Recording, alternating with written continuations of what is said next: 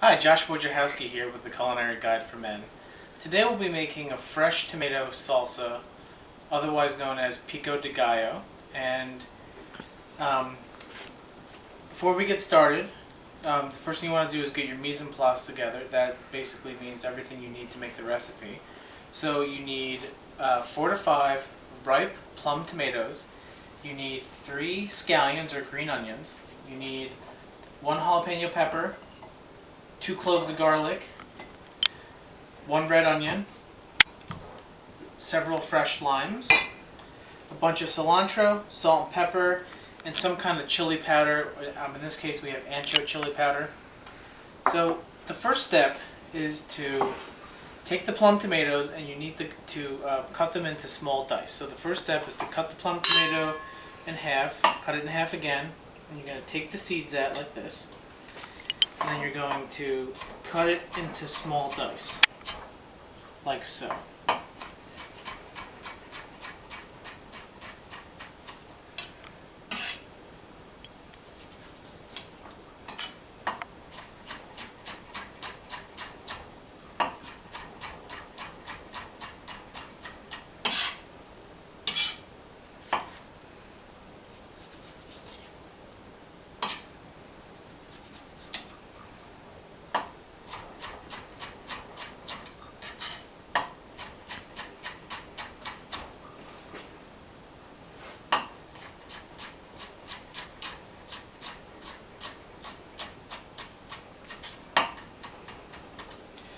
Okay. Once you have the tomatoes cut into small dice, throw them into a metal bowl. Okay. Next step is to peel the red onion.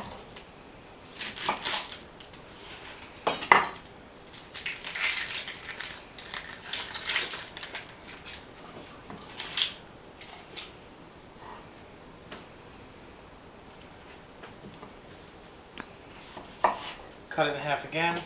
Now, there's a couple different ways to cut a red onion. For many of you, the easiest way is to probably cut it like this. You're going to come and you're going to cut small, thin strips like so. And you're going to line it up, and then you're just going to cut, again, small dice. You want everything to be small. This way when you add the acid to it, in this case the lime, that it will start to break it down to give it some flavor. So, about a 1/4 cup of red onion, small diced red onion.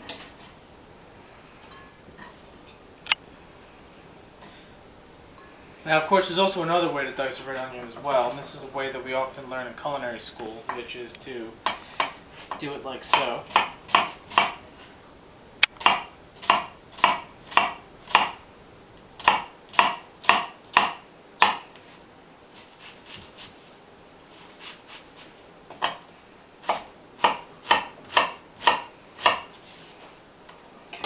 So, add a smidge bit more red onion to this. So far we have about 4 small diced plum tomatoes, about a 1/4 cup of small diced red onion. Next we're going to take our green onions and we're going to chop these pretty finely here, like so.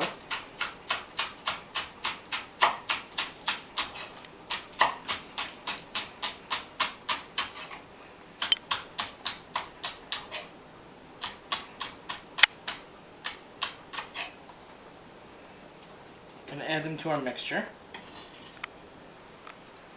Okay. And then we're going to add 2 cloves of garlic, like so. You want to pop the garlic out of its shell here.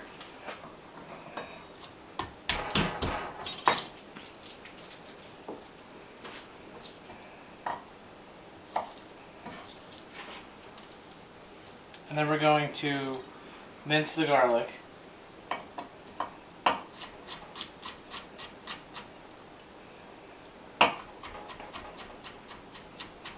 You're just basically going to keep chopping this until you get it pretty small. Now, a quick way to do this, if if you're going to be mincing a lot of garlic, you could just pop all the cloves out, throw them in a food processor, and just chop them up. It'll take 10 seconds.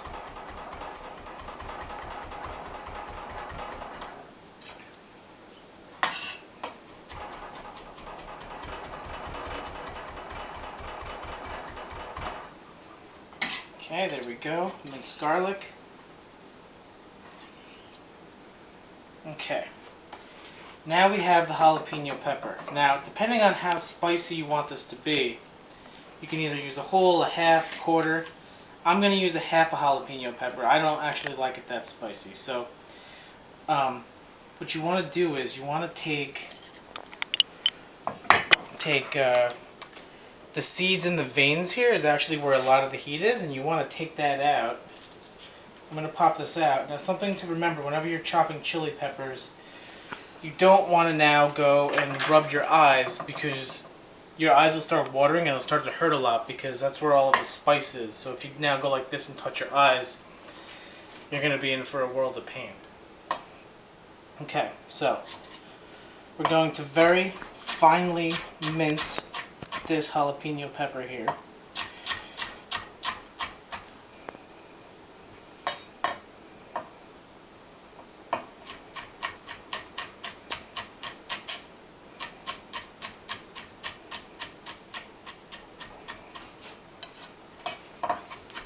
So chop again here.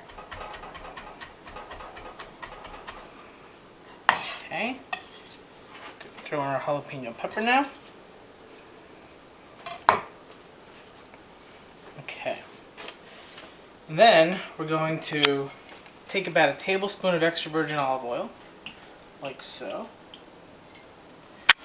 We're going to add, let's just say about a teaspoon of ancho chili powder. This just sort of gives it a little bit of an earthy flavor.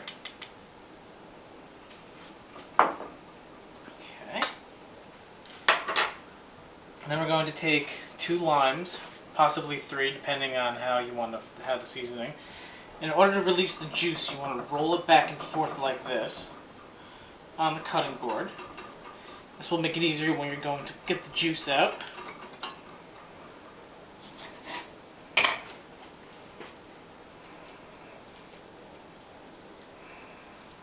And of course, one of the things you'll find with limes is sometimes you don't get, the older the limes are, sometimes there's not as much juice that's going to come out of them, so we're going to have to use, looks like, more limes here. Hopefully this one is better. This one has plenty of juice in it. So all told, you probably want a quarter of a cup of lime juice, so that could take 2-3 limes depending on how much juice you're able to get out of the limes.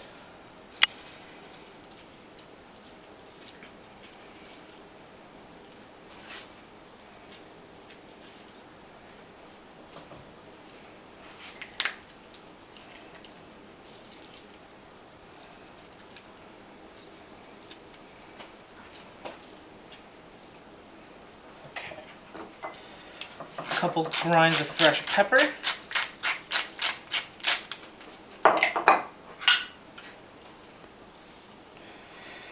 I'm going to say about a tablespoon of salt, maybe a little bit more, but again, when you're cooking, you need to make sure that you're tasting everything, because you really aren't going to have an idea as to what the flavoring is going to be unless you're always tasting what you're making. So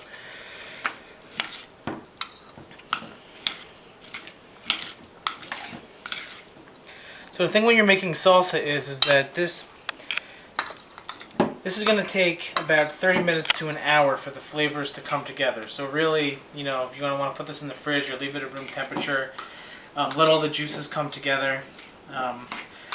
Let the acid start to work on the tomato and the ingredients and the salt. We also want to add, also a little bit of an extra nice touch is about, let's just say, a handful of fresh cilantro. You can take the stems too, and this is just simply going to be a rough chop.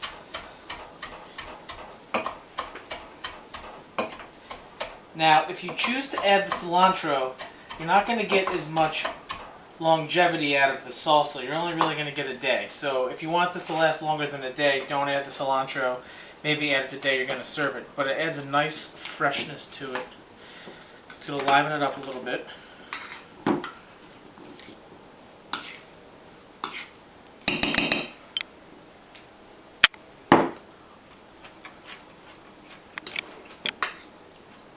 Alright, there you have it. Fresh tomato salsa, Pico de Gallo.